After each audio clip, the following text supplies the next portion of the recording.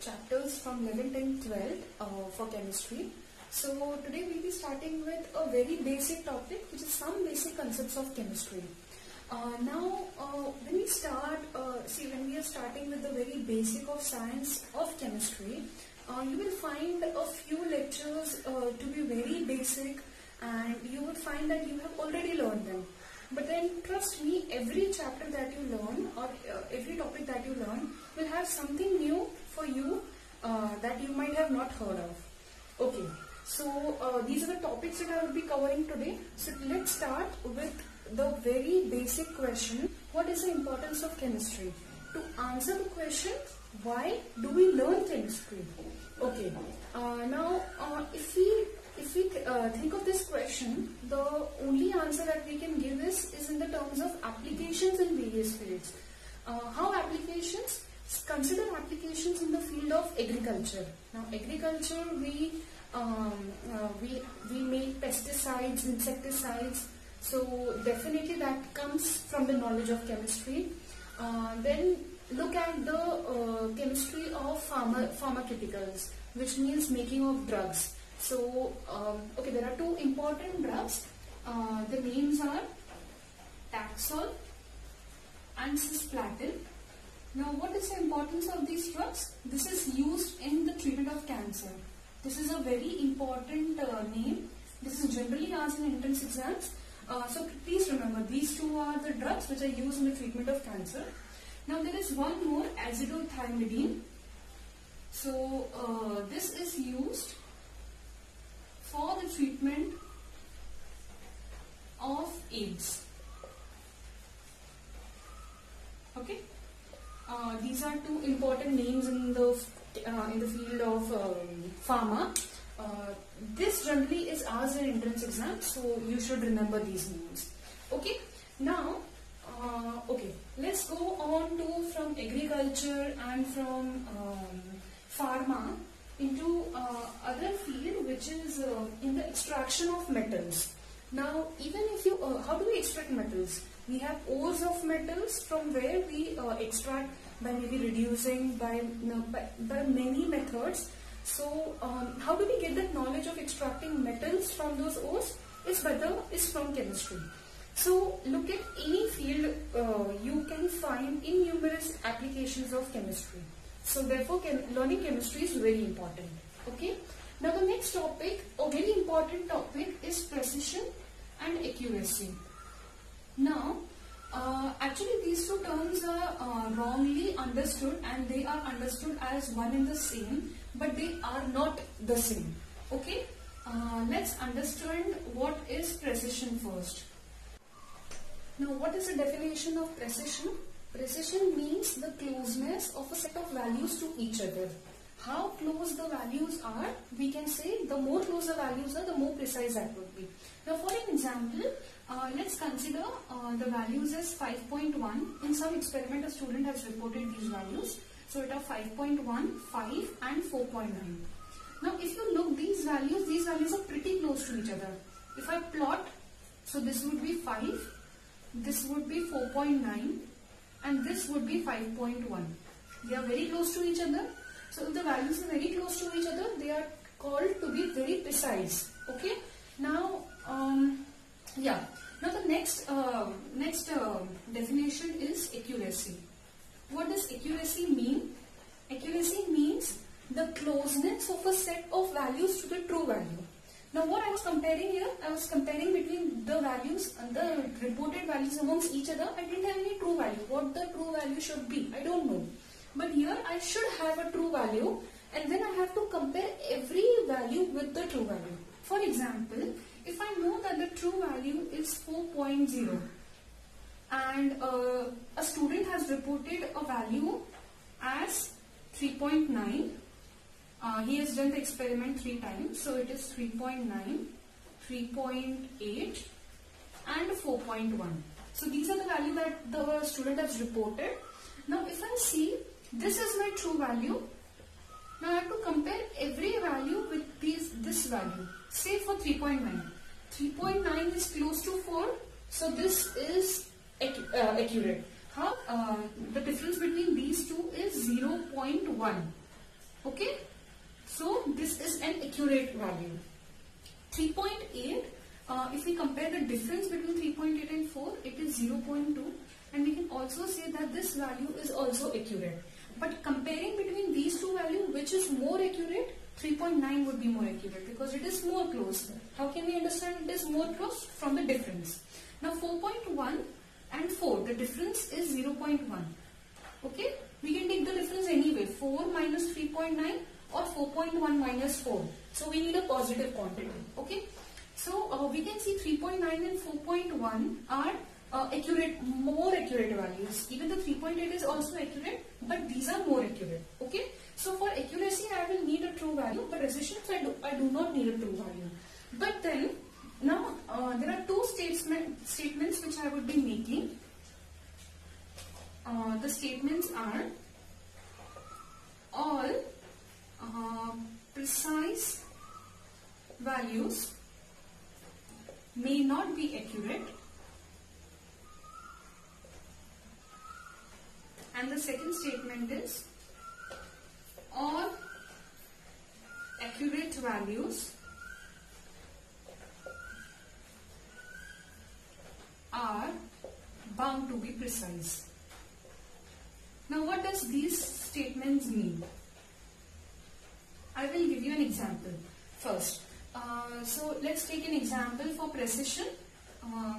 Now if I say that the values, I'll take like the initial values 5.1 and 4.9.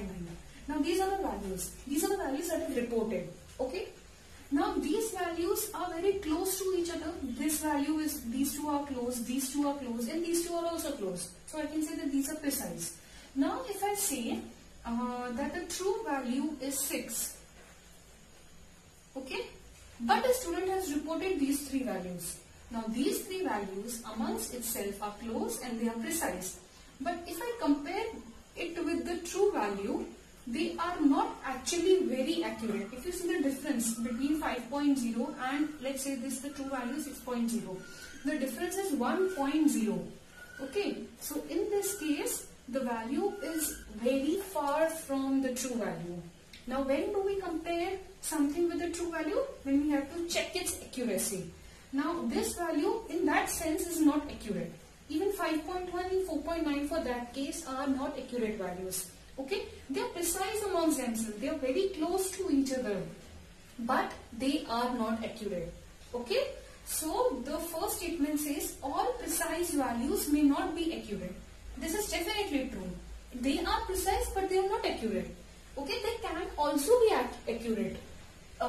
This is not a hard and fast rule that everything, all that are precise will be accurate. We don't say this as a statement. It can be or it cannot be. Okay, may or may not be. Okay, now in this case, if I give you an example, if the true value is 5.0, so in this case the values are very close to the true value, which we say is the values are accurate. Now in such a case the values are precise as well as accurate. But in the previous case, when I was considering this as 6.0, the values were precise but not accurate. Okay, so it may be accurate or it may not be accurate. Okay, so this is what the first statement says. The second statement says all accurate values are bound to be precise. Okay, now what does this mean? Accurate values are like, for example, I say that some values are accurate. Like if we take the same example, 5.0, 4.9 and 5.1. Okay, now I know that the true value is 5. If the true value is 5, I will say that this is close enough, which means it is actually the same value. This is close enough and this is also close enough to the true value. I will say that these values are accurate. Okay, why? Because I have compared every value with the true value and I have come to a conclusion that the values are very close to each other, close to the true value, and therefore they are accurate.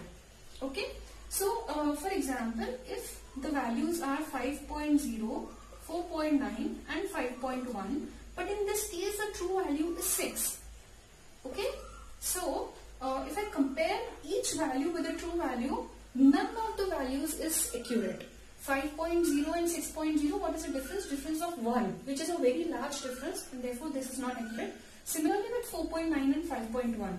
So I will say that this set of measurements are not accurate. Okay. Now this is accurate. Now they have given a condition, this statement has given a condition for such kind of measurements where the values are accurate. For example, for this, all accurate values are bound to be precise. Okay. Now these values are accurate. Okay. These values because they are close to the measurement. And what does precision say? Precision says that the values should be close to each other. Okay. In precision, we have to compare between the values and we don't take the true value. Okay. Now, if we compare between the values, 5.0 and 4.9 are close. These two are close and these two are also close. All the values are close to each other. So, they are also precise. Okay. I'll repeat this once again. If I say it is accurate, it means I'm comparing to the true value. I know this is accurate because all the values are very near to the true value. They are accurate. When I say that it is precise, it means they are close to each other also. Okay. So this is a statement and this is an accepted fact that if any set of values are accurate, they are close to the true value. They will also be close to each other because all the values have to be close to the true value. So they will be close to each other. Now if they are close to each other, they will be precise for sure. Okay. So all accurate values are bound to be precise. This is the statement which is accepted. But all precise values may not be accurate. Okay. I explained you both the statements. So have to understand the third topic, which is significant figures. Okay. Now why do we have to know the number of significant figures in any number or any digit? Is because the last all the numbers are certain and there is some uncertainty in the last digit. For example, if I say that a number is 15.001, okay, gram. This is my value. Now, the digits, these digits are certain, but the last digit, which is 1, is uncertain.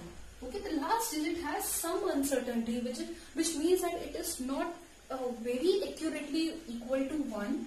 There can be some minor differences, or there can be some minor mistakes while measuring this number. Okay. Now, why do we have these kind of errors or uncertainties in the last digit? It is because now there are two reasons for this. Now, the first reason is due to the skill of the observer. That how the observer is actually measuring. Now, if the observer is taking a scale, if it is properly seeing whether it is 15.001 or it has been wrongly understood as 15.001. So the first reason is the skills of the observer matter. There can be mistakes while observing. Okay, and the second reason is the uncertainty can come because there can be a limitation in the instrument. Okay. Now, how can there be a limitation in the instrument? Is the instrument can not, measure an exact value till the third decimal point. It can measure somewhere till second decimal point, and then there could be some uncertainties whether it is 15.001 or not. How? I can give you one example. We know we have a weigh balance. Okay. So, what does a weigh balance do? It measures. It compares the two weights and then weights, and then it tells us what is the weight of the substance that we are measuring. For example, if I have to measure a substance of 1 kg, what I will do? I will put weights of 1 kg into this, and then I will put the substance adding the substance to this pan till it becomes 1 kg, which means till the balance is equal on both the sides. No, none of the sides are above or below. So it gives 1 kg. Now what happens is, now this weight is of 1 kg, but if they keep on fluctuating, or some is a little lower or higher, we cannot tell exactly whether it is 1 kg or 1 kg, maybe say 20 grams or 10 grams. So that 10, 20, 50 grams cannot be, the in-between values cannot be ascertained that okay, this is a true value. We can roughly say it is 1 kg. Okay, so we don't know whether it is 1.1 kg or it is 1.2 kg, but we can say it is 1 kg. So this 1 or 2, this decimal is uncertain. So therefore there comes an uncertainty while measuring, and this uncertainty comes because of the instrument. Okay, so what do we do in significant figures? We know there is some uncertainty, and we also know that the uncertainty is in the last decimal digit. Okay, now what we do is, okay, now how do we report this number? This number is reported as plus or minus 0.001. Okay, the last could be a plus or minus 1. What plus or minus 1? If I say if it is plus 0.001, so what it would be? It could be 15.002 gram, or if it is minus 0.001, so I will have to subtract this. So this will be 15.000 gram. Okay, now what does this mean? That I am uncertain about the last digit, whether it is 15.001 gram, but I can surely say that the range of this measurement is between 15.000 gram to 15.002 gram, somewhere between this, but what exactly I don't know. So there is uncertainty in the last decimal point. Okay, now what do we have to learn next? So this was about the significant, this was about uncertainty. Now what we have to do is, we have to report some number of significant figures, like for example,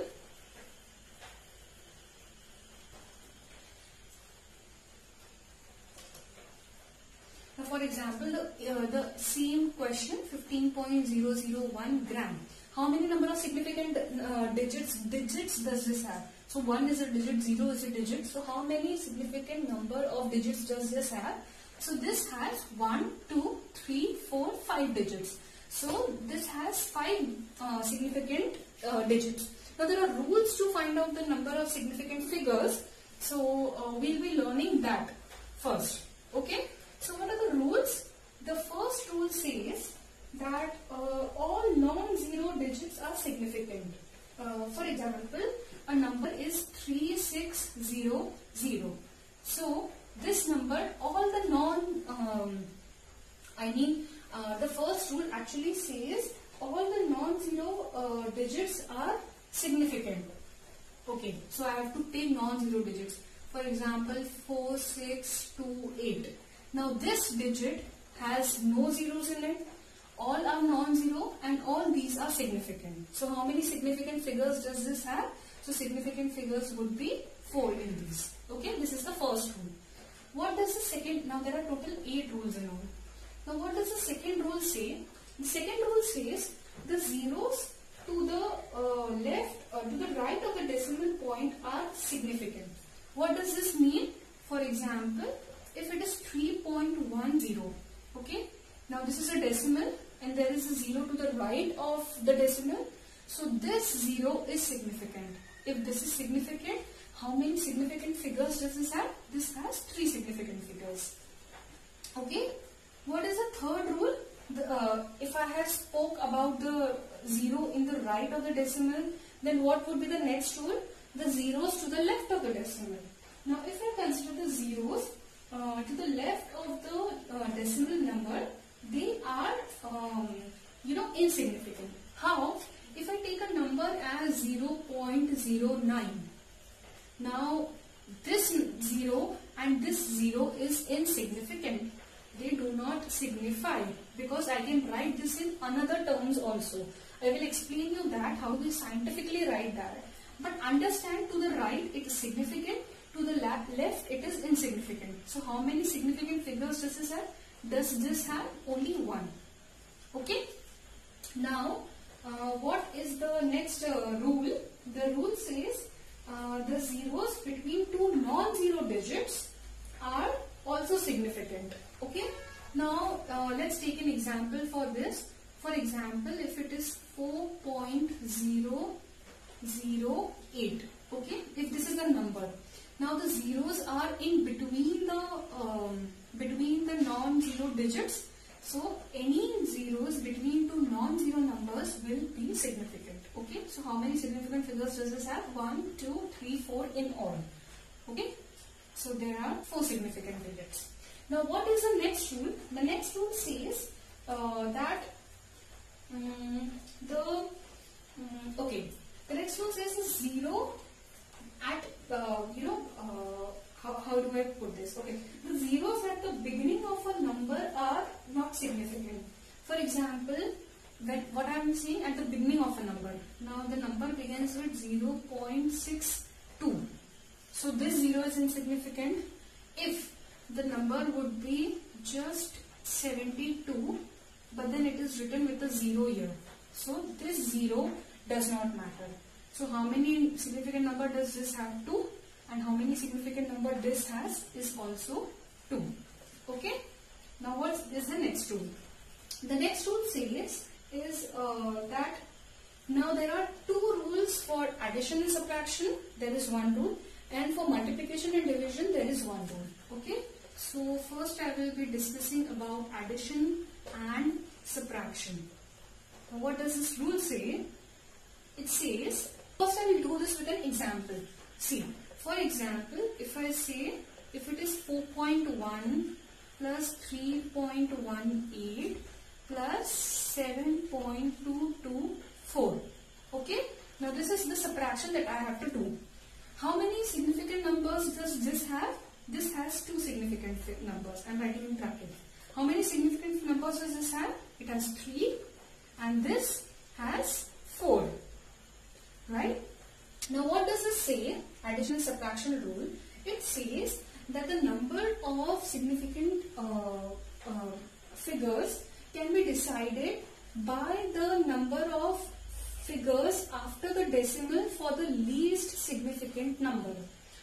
If I put it in proper statements, this says that if I am adding 2 numbers, so what will happen is the result should be reported to the same number of decimal places as that of the term with the least decimal places. So least decimal places or least number of significant figures mean the same. Okay. So how many decimal places does this have? How many how many numbers after the decimal places does this have? So this has 1 number, this has 2 numbers, and this has 3 numbers. Now I understand that this has less number of significant figures, least number of significant figures. Okay. So what we consider, the final result will be reported such that after decimal it has only one figure. Okay, after the decimal. Okay. I'll clear this out. Now what we'll do is we'll do the addition. 4.1, 3.18, 7.224. Now the addition comes up to be 3, 4, 5 and 10 and 14. Okay. The actual addition which comes out is 14.504.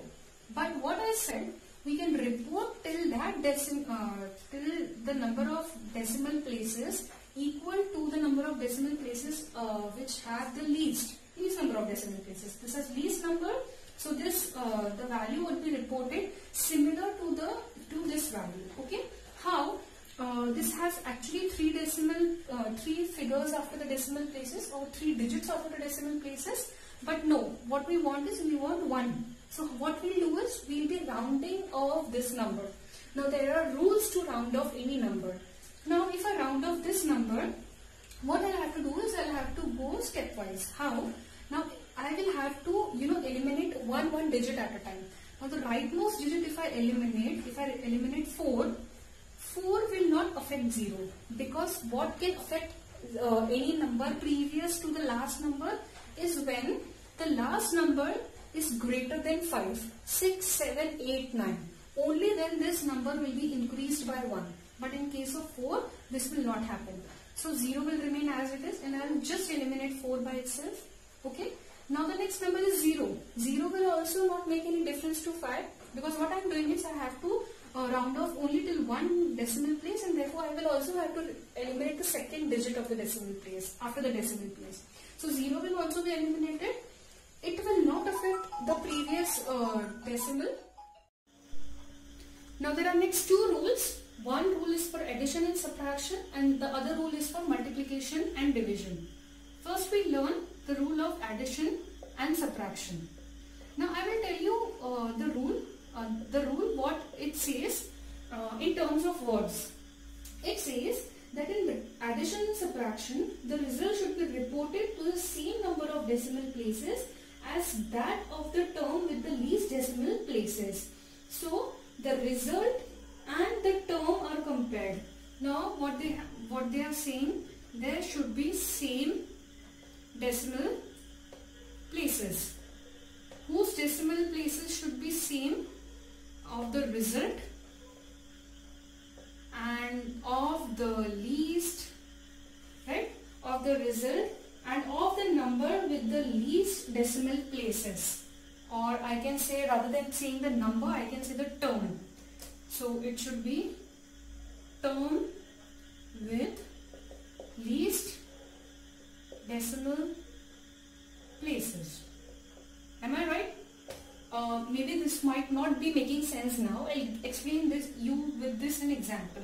Now what they are saying, the decimal places of the result should be same with that term. Now there would be many terms. I can add 2 numbers, 3 numbers. So if there are 2 numbers, there are 2 terms. There are 3 numbers, there are 3 terms. So there would be some term which would have least decimal places. Okay. So how do we do this with an example? Now let's take an example. If I have to add numbers like 0.1 plus 0.28 plus 4.185. Now these are the 3 numbers which I am adding. So there are 3 terms. Okay. I'll first do a normal addition. What is the addition? 4.185, 0.28 and 0.1. Now the addition goes to 3, 4, 5 and this is 4. So 4.565 is the actual answer which we get just by addition. Now what they are saying, this is the result. Now the number of decimal places in the result should be equal to the number of decimal places in the least of the term with the least decimal places. Now how many decimal places does this, how many number of digits does this value have after the decimal place? So 0.1. So there is 1 digit after the decimal place. Now how many digits does this have? This has 2 and this has 3. So 185 after the decimal is 3 digits after the decimal place. Now what they are saying, the result should have the same term with least decimal places. So this has least decimal places. So result should also have just 1 digit after the decimal place. Now how do I do that? How can I reduce it till 1 decimal place? What I'll have to do is, from the right I will have to start eliminating 1 digit one by one. Now there are also rules for eliminating digits. Now since I am taking that, I will teach you this concept in this part only. Now what does this say? For example, if I have 4.565, now this is a number. I have to keep it till point some number. Now I have to learn the rounding of this number till 1 decimal place, 1 digit after the decimal place. Actually I had taken rounding off a little later, but then since it is coming in the addition part only, I will take it, and so that it can be easy for you to completely understand the addition and subtraction rule. Okay, so this is the number 4.565. Now any number, let's take any number. There are 3 rules for how do we round it off. Now what it is, the number which we want to round off can have digits greater than 5, it can be less than 5, or it can be equal to 5. Now what I have to do is, suppose first I'll explain you what do we do with rounding off. Now rounding off means what? I have to eliminate the digits from right such that I will get the number of digits which I desire. For example, in this, what do I want? I want this value to be equal to having digits, one digit after the decimal. So what I have to do is I have to keep some value from 4 point what it could be. I don't know what this value would be after rounding off. So I have to keep I have to reduce this or round off this to 4 point some value. I don't know what. Now this is up to 3 digits after the decimal place. I have to keep it to 1 digit.